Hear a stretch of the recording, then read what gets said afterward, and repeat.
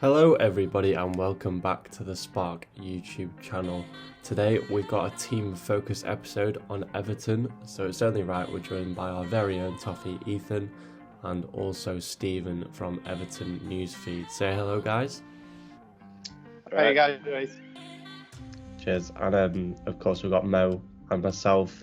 George, not gonna lie boys, after what happened the other night at Old Trafford, it's gonna be very hard for me to give you any praise at all, but I'm gonna try my best. And I think you've had quite a decent start to the season, haven't you? Yeah, let's go on, Ethan. You can kick us off there, mate. Yeah, well, obviously kicking off with Spurs game, first game of the season, we don't really win away against top six side, especially. So start off the look very bright good, straight away. isn't it? Yeah, well, our away form is our strong point this season. Home form's been not so good. Like obviously the losses to West Ham, Leeds, for example.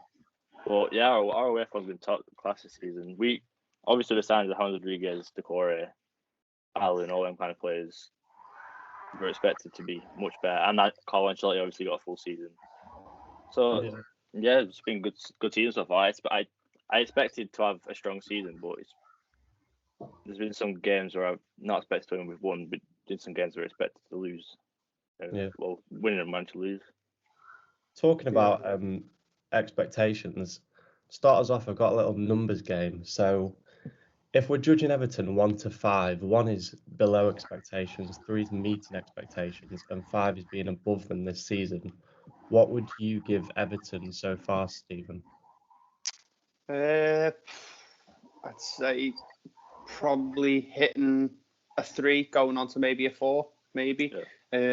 Everton have always got massive expectations, so the fact that we're up there, we're still in the FA Cup. Hopefully after tonight we're still in the FA Cup as well. The away form's improved. We're looking like we're going to challenge for a European place. So that's the expectation for Everton every season. So I think we're hitting that so far. So I'd say if 3 is a hitting expectation, I'd say, yeah, we're a 3. What about you, Mo?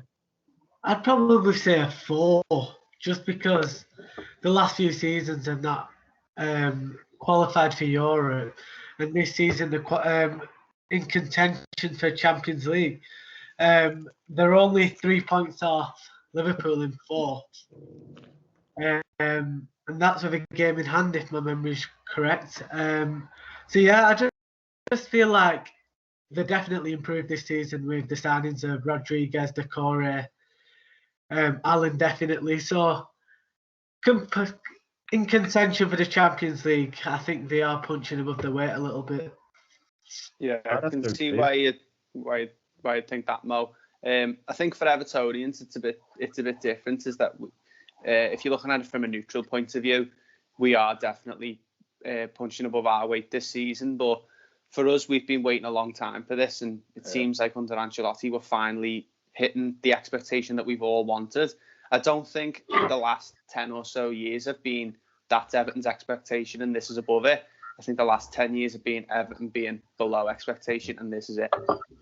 Yeah, I know where you're coming from, because as an Everton fan, we all know Everton are a massive club and you expect to be a European club. But from an outsider watching Everton regularly, and you've not been getting even Europa League over the seasons. Now you're 3 points off Liverpool in 4th with 2 games in hand. So it's just like, I just feel like Everton have really impressed me this season. We was even talking about Everton being title contenders at the start of the season. I know if anyone was being genuinely serious, Everton weren't title contenders, but even to be mentioned to be in the title race for any time in the season, it's just magnificent. I just feel like Everton have had a good start to the season. Yeah, from a neutral point of view, at the start of the season, seeing Everton flying so high, I was like, what's going on here? Because I'm not used to that. I'm not used to seeing Everton being in the top 4, for the past, I don't know how many years, maybe even 10 years. I'm used to seeing Everton 6th, 7th, etc. So, yeah, seeing Everton so high was a bit weird. What score do you give Everton so far, Ethan? I'd probably go for 3 in the middle, because I expected to have a better season than last season. I just finished 12th last season. What a great season. So I expected to at least go up the table a bit. obviously got a few games down than everyone else around us. If we win, obviously the tough games against City and Villa, but if we win them, we're in the picture top 4 definitely. So yeah, probably 3, pushing 4 as well. Can't complain about that.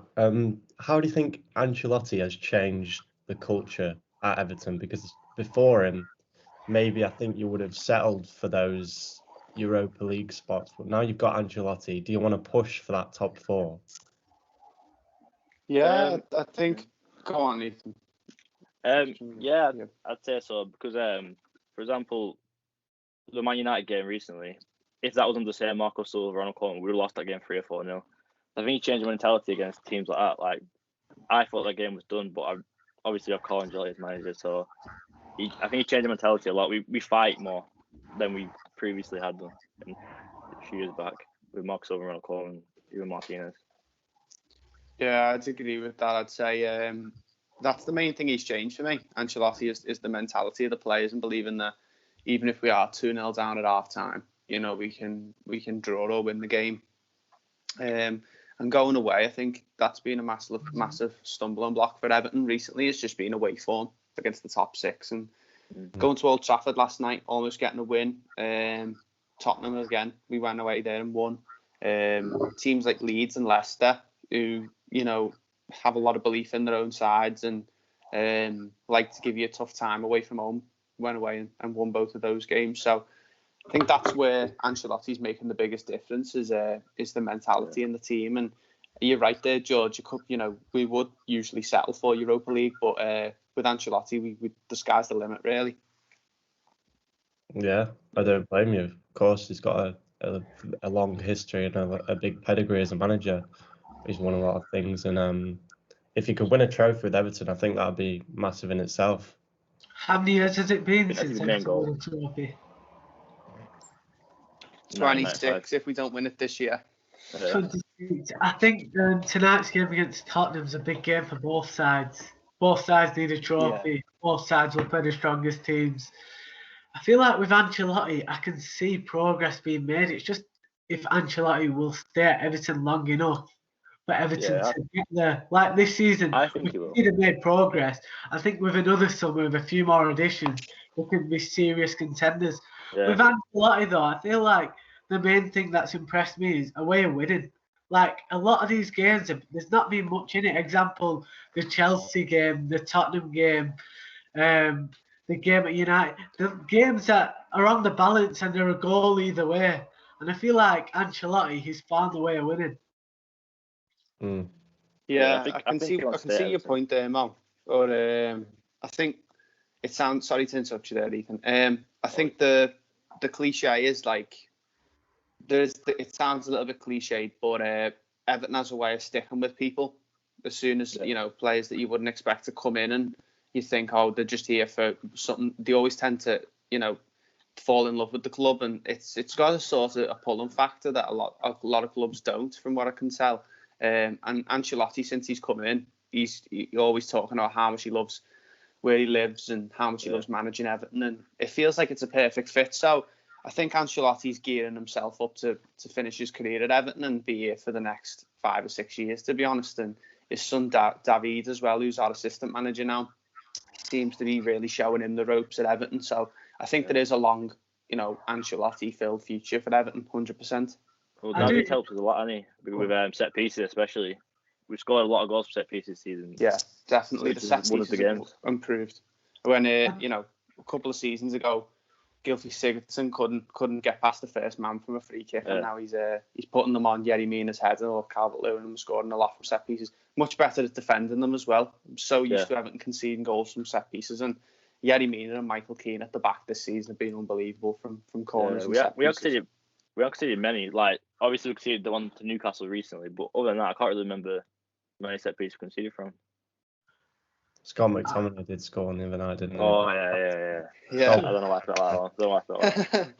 I do hope Ancelotti stays, because we all know with Ancelotti, the sky's the limit. Like we've seen, like Leicester break into the Champions League spaces, and they've won the league. I'm not saying Everton will win the league, but I'm just saying they can be real Champions League contenders. And Ancelotti did say he wants to Everton to become a regular Champions League club. I just feel like with Ancelotti's high profile, big opportunities can come from him. I'm not saying Everton isn't a big opportunity, but I'm talking European giants might come in for him. But as you say, if he feels settled, there's no reason to move. Yeah. I think, to be honest, Mo, I think Ancelotti's been around the houses. He's managed a lot of the elite teams across Europe. He's won a lot of trophies. I think he sees Everton as, this is me doing the job, managing a team I love with. Not as much pressure from the fans and not as much pressure from the board. Although we Evertonians do like to put a lot of pressure on our manager. It's not like going to Real Madrid, where if you don't win the Champions League in your first season, you're out. I think he sees Everton as, okay, I really love the feeling of this club. It fits him so well. Like, the profile of him and the profile of the club are like a mirror image. And when you see him on the touchline, you can see that he believes in the team and he believes in the players he's got. And Marcel Brands as well next to him as the director of football. I just think I think he's here for the future, to be honest, Mo, and I can't see him leaving us, because he seems to just fit so well with the supporters. And from how he's been talking to the supporters, it seems like he absolutely loves his job so far. Well, you say Everton like sticking with people, and this season you certainly stuck with DCL. How has he come on, and how has he been so good for you this season? How has he been so crucial? Well, in previous years, like, he didn't have a goal threat. Like, he never really scored often enough to be Everton's number 9. But this season, I think he's bulked up a bit. He's like, I think Ancelotti's tried to focus on him inside the box. He's put a lot of faith in him, hasn't he? I think. Yeah, he's become like Predator inside the box almost. Like, all of his goals have been inside the box. He scored the most goals from open play as well. He turned him into a different beast. And now, from start of last season, I didn't expect him to be where he is now anyway. No, I don't think anyone did. He's a lot scarier to play against now than he used to be, certainly. Yeah, what I like about him, George, is that he's, like Ethan mentioned there, in previous seasons, he's contributed a lot to the team, but not scored enough. This season he's scored enough, but he's also still carried all that contribution that he's had over the previous years over to the team. Like, he loves tracking back, he loves holding the ball up, and he seems to do a little bit of everything. So it's just monumental. Like, he's put on a lot of muscle. He seems to work a lot harder. He's worked a lot on his one-touch finishing. He's, in my opinion, the best with one touch in the league for me at scoring, because if you put it into him, he just always seems to score. He's great with his head as well. So, yeah, really impressed with him. And I've got to admit, I was one of the people who wrote him off a couple of seasons ago when he seemed to be too small. He seemed to be running around like a headless chicken at times. But under Ancelotti, he believes in himself, and that's the main thing. I think with footballers these days is too many of them don't believe in themselves. He believes in himself, and he's showing why he's so highly rated now. I think Calvert Lewin, the thing he impresses me the most is his aerial ability. He seems ruthless in the air. Like, every set piece I see, I feel like, I need to watch Calvert Lewin here. Like, I've seen him give hard times to like established defenders this season. Like that game against Chelsea, I thought it was phenomenal. He gave their defenders a really hard time. I think he's got 13 goals this season.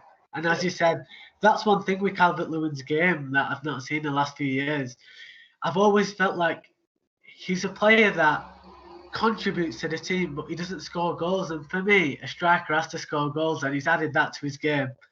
It's a shame that Harry Kane's so good. Otherwise, he could be one of England's main strikers. Yeah, for me, the only thing that he needs is his one-on-one finishing. Like, you see it against Leeds, for example, chance to kill again to make it 3-1, and he missed. And then obviously United United, he might have been offside, but he still went clean for it. He didn't know he was offside, and he missed. If he brings that to his game, he can finish 1v1. I think we have one of the best strikers in the league, definitely. To be honest, with strikers do miss chances, and it goes unnoticed sometimes. But like, I've watched Man United a lot, and Rashford does miss a lot of chances. I feel like a lot of strikers in the league and in Europe, to score a goal, they need 3-4 chances, but it goes unnoticed when it's the high caliber players. But when it's the players are like that just underneath, they get slated a lot more for missing chances. And people like Patrick Bamford as well missed a lot of chances, but still a very good striker at the end of the day. Well, for me, Calvert Lewin has to be in the England squad for Euros. No, he definitely is in the squad, but I don't think he plays over Kane. Yeah, no. But I mean, if you look at his debut for England, he was fantastic in that game. And he got the goal that he deserved as well. So I think some people will compare him to Harry Kane. I think he's a slightly different player. I think whereas Kane's probably I think up top together they'd be fantastic, because whereas Kane is more the finisher, he doesn't have a lot in the way of pace, but his technique's fantastic. I think Calvert Lewin could offer a lot playing just off him. And he'll finish off the chances that Kane doesn't get, and vice versa. Kane will finish off the chances that he doesn't get. So I think them two up top for England would be deadly. I think they'd be, and definitely, in my opinion, the best two options England have got up front at the moment. Yeah, definitely this season. Yeah, I agree with you there. I don't think we'll play two up top just because the players in behind. There's the Fodens, the Grealish, the Mounts, the Rashfords, the Sterling. I feel like there's too many options there to play two up front. But off the bench, I feel like Calvert Lewin could definitely be a very good impact sub if we're chasing a game. And we need to put two up top. As you said, then it could be a partnership. Well, they can bully defenders, can't he? So that would be, especially if he comes down in the 60th, 70th minute, defenders get tired. He's got energy, he's got pace, obviously strength. I think, he definitely should come off the bench if he don't start for England in the Euros. Well, staying with the topic of DCL, one man that complements him perfectly in your team is Luca Digne. Where do you rank him amongst Premier League fullbacks? Well, personally, I'd say this season, especially considering he hasn't played as many games as any other left back, and he's got the most assists in the league as a fullback, I'd say he's probably the best left back this season, in my opinion. The only reason I didn't put him on my team this season because he didn't play as many games, but in terms of performances when he has played, I mean, his assists speak for himself. Every time he plays, he looks threat. The first time crosses, or more often than not, pitch perfect. And, I remember the one I'd say Liverpool, like floated it in really high into the box. DCL rose up above everyone and nodded it into the corner. What a goal that was! Yeah, he's perfect replacement for Leighton Baines, really. Yeah, we needed someone. We got really, really lucky with that one. Really lucky to have Leighton Baines, who was the best left back in the league at one point as well, to then go on and sign Luca Digne, who's been just as good as him. I think the only thing he needs to work on, Ethan, for me, is his defensive side. Like, there's been times this season, Ancelotti, when he's played Ben Godfrey at left back and moved Luca Digne further up the pitch because of what he gives going forward, because Ben Godfrey's a much better defender than him. But, on going forward, and as well as work rate, his pace, the way he crosses the ball is fantastic. I think if he played for a Chelsea or a Man United, he would be getting touted as the best left back in the world, because he's got the ability. It's just people don't expect Everton to have that sort of player. I think for me, he's been the best left back this season because I think if you put it into perspective, he's got the most assists in the league. If you put him at a top 6 team, he would be getting that sort of praise, wouldn't he? But people are keen to put players above him who've got a bit of a higher reputation. But for me, his ability, and I'm watching him in every game this season. Someone who watches him week in, week out, he's a phenomenal player. He's unbelievable. Yeah, I like him on the wing personally. I think, especially against Wolves. So do I. He got an assist in 5 minutes against Wolves on the wing. I really like him on the wing. I can't remember what game it was, but it was one of the pundits. They said he's a bit like Andy Robertson, and I was thinking in my head, nothing. I don't think that's. I feel like it's almost rude. He's a bit like Robertson. Yeah, but not even that. He's a bit of a different player. I've said this to Ethan for a while. He is just as good, if not better, than Andy Robertson for me. The thing is, Mo, is people are very keen to take Everton's players and compare them to Liverpool's. It's always been the way. It's like if Everton have got a 9 out of 10 striker, then Liverpool's all of a sudden a 10 out of 10 striker. That seems to be the way every single time. And in my opinion, he's a better player than Robertson. Robertson's got much better players around him. I'm not saying I love Andy Robertson as a player, and if he offered me at Everton, I'd 100% take him because I think he's a really, really good footballer. But I think Luca Dean offers a little bit more than him, and he's the left back for the team who are the title holders. So people are going to put him up there, and rightly so. He deserves to be up there. He's a really, really good player, but slightly different to Luca Dean. Luca Dean reminds me more of the new breed of fullback that gets forward and gets goals and assists. Robertson for me is the older generation of left back, which I slightly prefer personally. I like seeing the old left back who can put a shift in defensively and is really solid. But I think both are brilliant players, but I think you can't really compare them because there are, especially in this day and age, fullbacks are very different. You compare someone like Marcelo at Real Madrid, who a few years ago he was the best. He's slightly different to someone like Robertson or someone like Dean. All fullbacks are different, and considering you'd only get one left back on the pitch at a time, they're all incredibly different. It's strange. Yeah, for example, like Marcus Alonso, he's that type of player who's more of a left winger than a left back. But I feel like the defensive side to your game, where Digne can improve, that can come and it can be taught. So it's an area where I think Digne can improve on, and definitely will, with the likes of Ancelotti coaching him each day. So he's only going to improve. The thing I see with players like Robertson, I watched him against Man City and he got taken off because he wasn't having the best of games. But if that's the likes of Digne or another left back in the league playing for a lesser team, you could say, to Liverpool, there's a lot more people talking about the performances, and I think that's just in general. When the so-called good players have bad games, it's almost forgotten about. But when it's players that are expected, not almost overhyped, people say, it's a lot more talked about, in my opinion. Yeah, I think it's because they build up that reputation of obviously being a great player. So one game isn't going to obviously strip them of that title. Well, with Luca Dean, he has to be in the squad, but I do feel more safe with Godfrey at left back. Personally, I feel like more defensively we're better defensively with Godfrey at left back. But to be honest, Stephen, I think we've just found that balance of Godfrey being really good at defending and Luca Dean being really good going forward, and we're both looking out for each other. Yeah, he has to start Godfrey. The only game he hasn't started recently is Newcastle, and we were terrible that game. Every game that Godfrey starts, every game that Godfrey starts, seems to be a better team. I've been really impressed by Godfrey this season. I think he's been absolutely phenomenal for you. Like you say, defensively, one of the most. I'd even go on, to be honest, George. I'd go on to say, minus maybe Calvert Lewin, he's been our best player this season. Yeah, he's definitely been in the last few games. He's been more. You can say he's been more consistent than Calvert Lewin as well, because Calvert Lewin's had a couple of off games this season.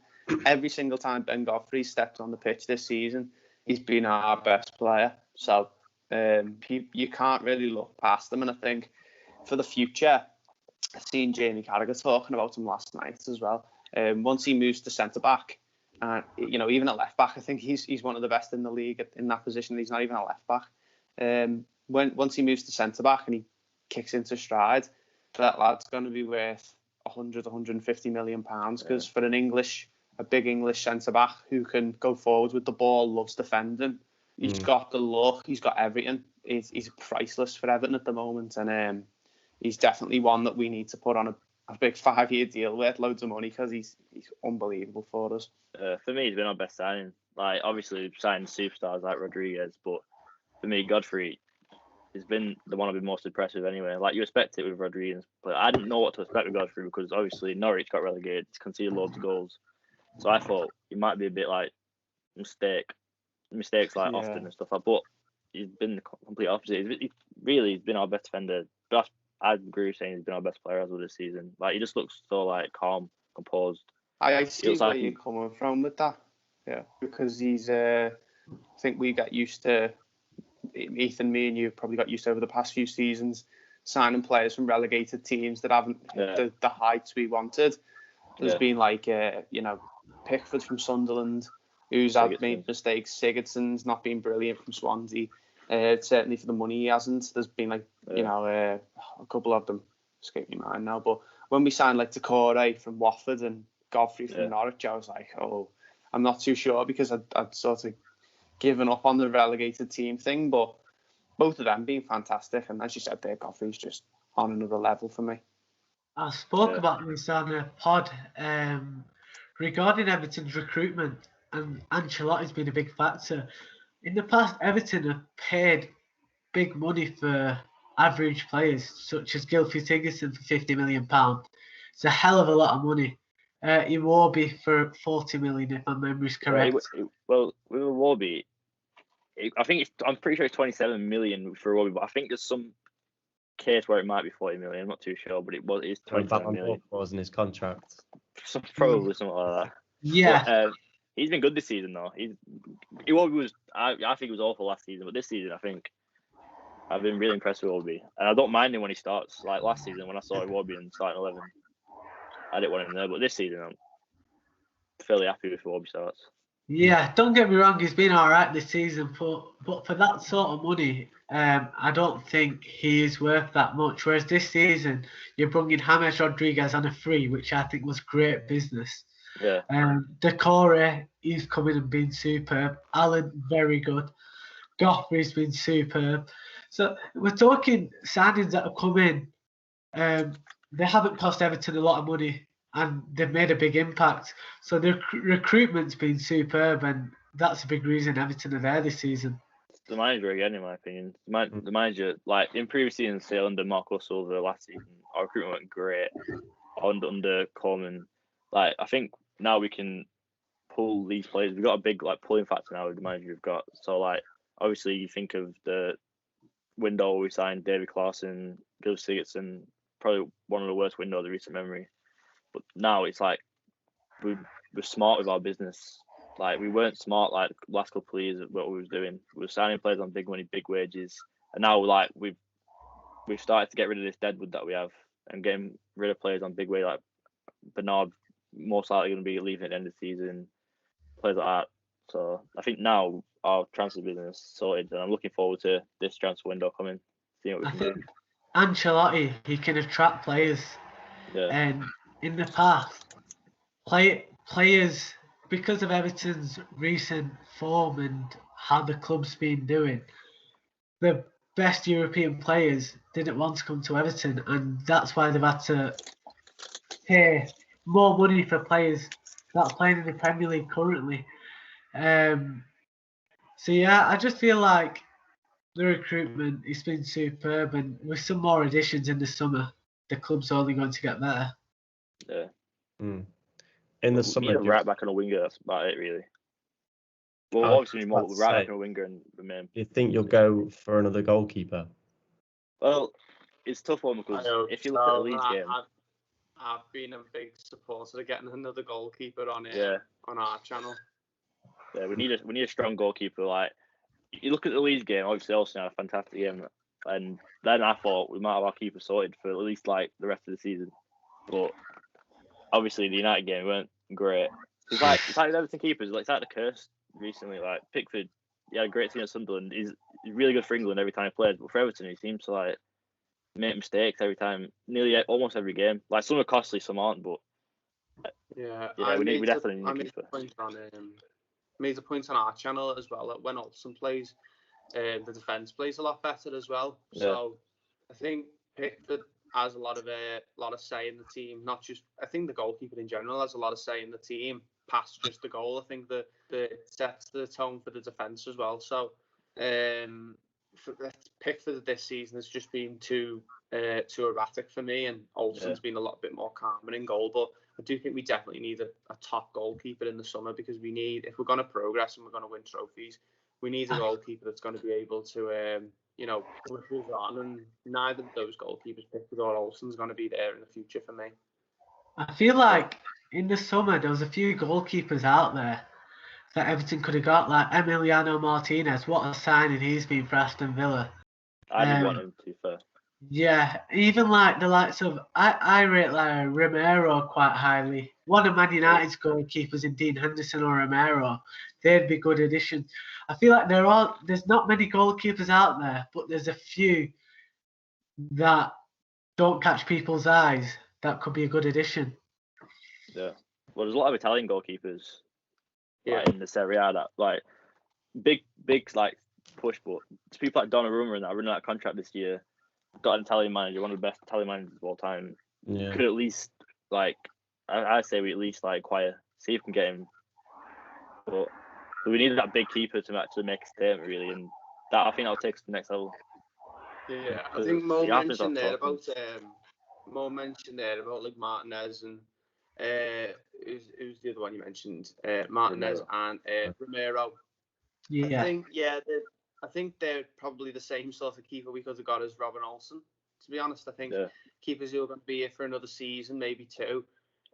But I think we're much more in the region of we're going to go and pay 40 million for the goalkeeper in the summer. We're going to make him our record sign, and we're going to get someone under 25 who's going to kick on and be our goalkeeper and be a captain or something like that. I think that's what we need. We don't need like a short-term Martinez or someone like Romero, maybe to plug a hole, which is what we needed in the summer, and we got that with Robin Olsen. It's just we weren't able to do the Romero deal or go for Martinez. I think we need a top goalkeeper. We need someone along the lines of when we just picked up Alisson from Roma. We need that sort of sign, and we need to go out and look across Europe for someone who's going to kick us on and be an absolute rock in goal. That's what we need, because we need someone who's safer, and neither of the goalkeepers we've got now are safer. But if you look at the top teams across Europe, you have to have a good goalkeeper, and Jordan Pickford isn't a Champions League goalkeeper. Neither is Robin Olsen. We need a top-notch goalkeeper, so that's the top and bottom of it for me. Yeah, that's the thing. Going back to Ancelotti as well, he gives you that pull, whereas if you had a previous manager, you maybe wouldn't have been able to go out and get a Donnarumma-like figure. But now, if you sign Donnarumma, I won't be surprised in the slightest. Do you think if you got your goalkeeper sorted, you could get into the top 4 places? Would that give you a big boost?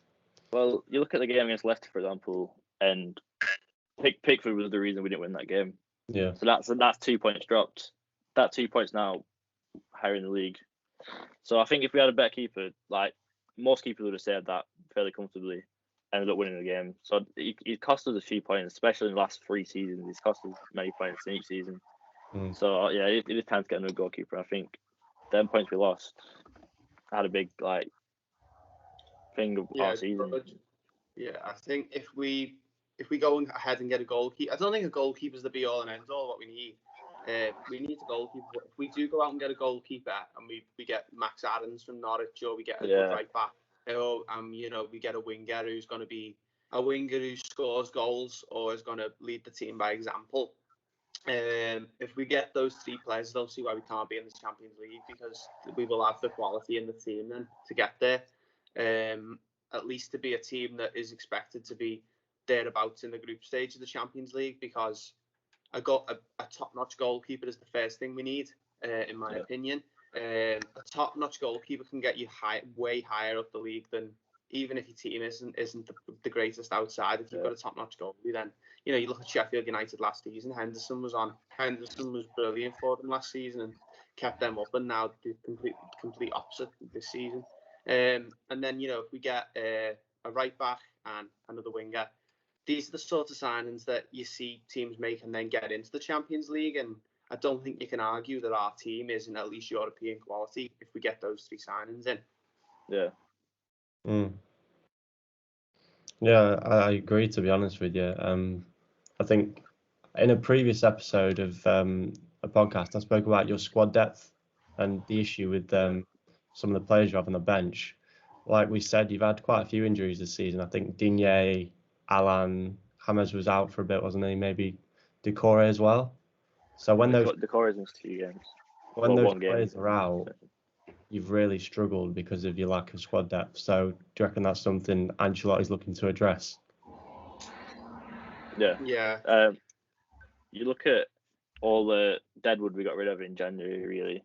Like, you can tell you don't want them in the club, and that's why I think we'll have a big summer, because he's getting rid of all these players who would be on our bench, like John Joe Kenny, for example. Trying to get rid of Bernard. Yeah. Well, Anthony Gordon will come back. And I think he'll be definitely on the bench next season. But I think we are looking to sign players that are top quality. So, like, say Rodriguez could fight for his place with someone else, or Richarlison could fight for his place with someone else, and we're trying to get that kind of quality in our side. That's another thing with squad depth as well. It breeds competition, doesn't it? That's what I mean. I'll give you a perfect example. Luke Shaw and Alex Tellez. Yeah. Well, you looked at that Carabao Cup game when we played United, and the players they bring off the bench and the players we bring off the bench, that was the difference, really, in the game. That's the reason we lost. Yeah. So, yeah, I think we need depth, definitely, because when, like, for example, at the start of the season, we had Cenk Tosun coming on. If Calvert Lewin couldn't play, well, that would be our second choice striker.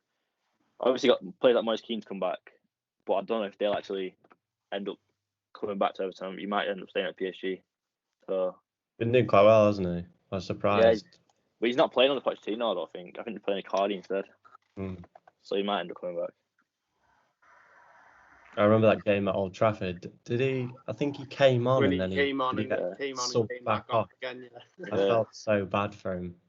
To be honest, George, I wouldn't be like against us taking like whatever they pay 40, 50 million for them and going and spending it on a top-notch player who's proven someone like, just someone who Marcel Brands thinks can take us to the next level, because we need to be spending that sort of money now on the first team players is 50 million and things like that. Not players like Sigurdsson and stuff, but we need some decent players and keep the players we've got now for squad depth if they're happy to stay at the club. But that's definitely been the problem. Like last few games before the Leeds game, I think it was the last few games we played before that, we'd had 2 goalkeepers on the bench for majority of those games.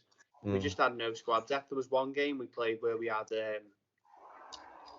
like no attacking option on the bench. It was the only attacking option we had on the bench was Anthony Gordon, and the rest was like Tom Davis and Gomez and a couple of defenders and stuff like that. So we definitely need some more squad depth. I think the Newcastle game when we played Newcastle away, I think that showed that we don't have much depth. We had quite a lot of players out in that game. We ended up playing like Sigurdsson and Andre Gomez on the wing. Was it the Wolves game where you didn't have a striker playing and you played a false nine? Yeah, Sigurdsson playing like a false nine. Another example of Ancelotti, he's got a way of winning. Like, you looked at that Everton lineup that day and it wasn't the strongest at all. We still came away with 3 points. Yeah, it's crazy, Mo. Like how we've managed to win games. We deserve to win this season just because of our manager and his tactics and his game plans. I've seen like loads of people bans and forfeits about on Twitter. Like after the team got announced for that game, like if we win the game with this team, I'll like shave my head or I'll get tattoo or something like that. And I cannot believe that we won that game. But you know what? We were better than Wolves on that day. We absolutely in the second half we just outclassed Wolves. So yeah, we've just got a way of winning, and that's what we need, to be honest, Holmes, because Evertonians demand that. We're sick of seeing teams go away to, last season we would have lost that game at Wolves, and we did. We lost 3-0 last year at Wolves. So it's night and day this season, and I think the main thing is, George, and that's the main thing to take from this podcast is Everton have now got a mentality that we can win whatever game we want, and we've got the mentality that even when we go behind, we're going to win or we're going to get something from the game.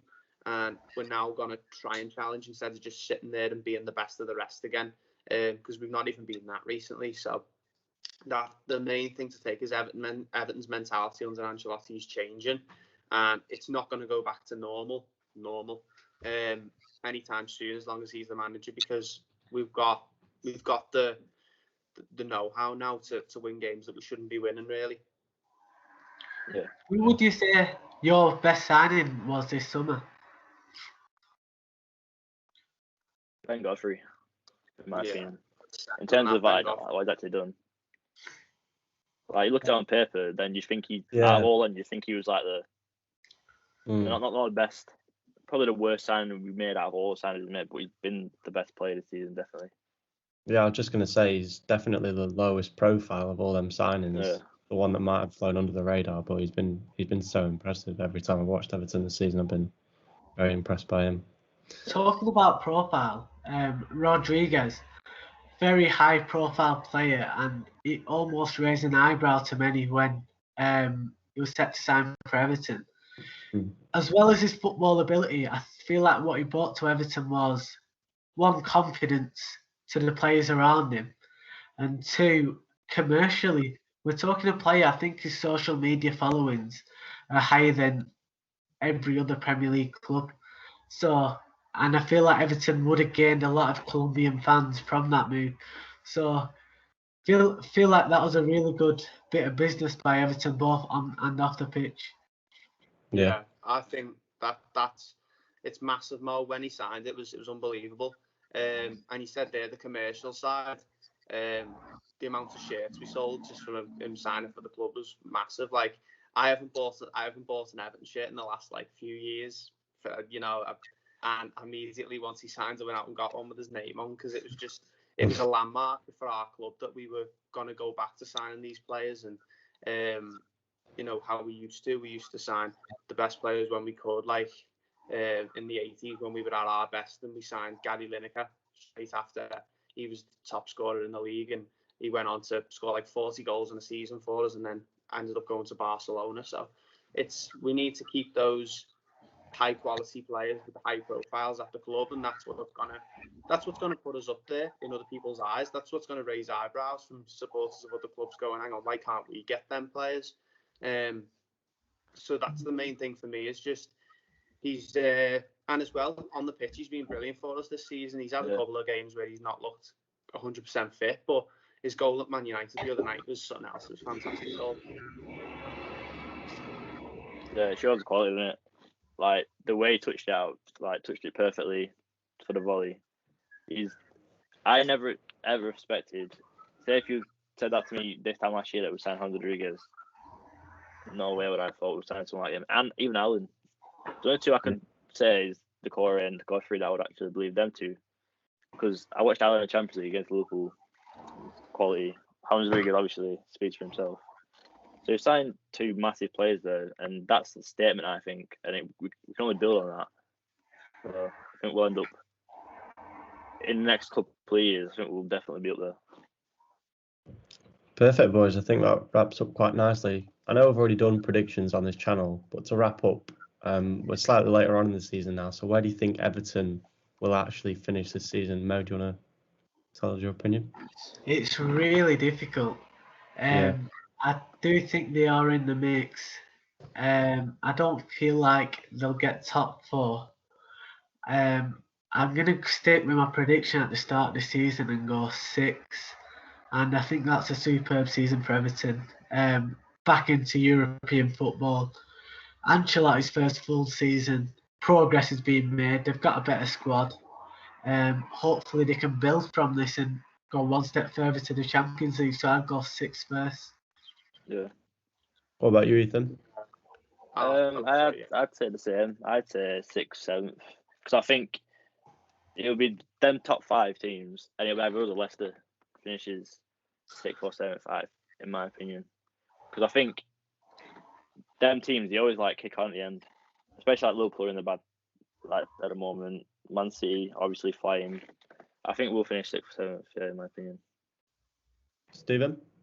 Yeah, I'd say 6th as well. That was what I was going to go with. But I think this season, with the schedule being up in the air and a lot of the teams losing games that you wouldn't expect them to, it's only really now that City have kicked into form. So I think it's the perfect opportunity for us to try and get higher, try and break into the top 5. But obviously, for Everton to finish 6th is a pretty big thing.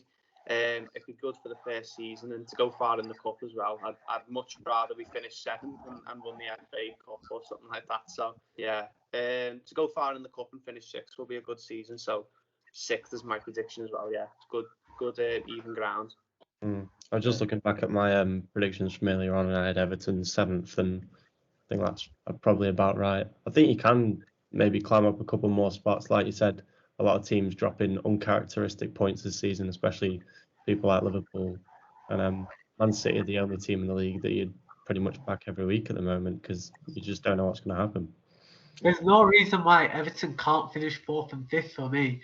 But I just feel like, as you say, the likes of the Chelseas, the Liverpools, the Tottenhams, they will start picking up, and they always do towards the end of the season. But I feel like for 6th spot, it's out of Aston Villa, Leicester, and Everton. But there's nothing. You can't put it past it. This season, there's been a lot of bizarre results and things happening. So there's no reason why they can't push on. If we beat the teams that we should beat, like say the home games against West Ham and Leeds, for example, if we just win them games, say we've got Fulham this Sunday, like these are the games, because we do fine playing against top teams and playing away, but it's just them teams like that we should be beating that we struggle against for some reason. If we start winning them games, I think we'll be well on our way. Yeah, I can't have any complaints with that. So that wraps up nicely there, boys. Thank you all for joining us on this one. No problem. And we'll see you next time. See you guys. See ya. Yeah.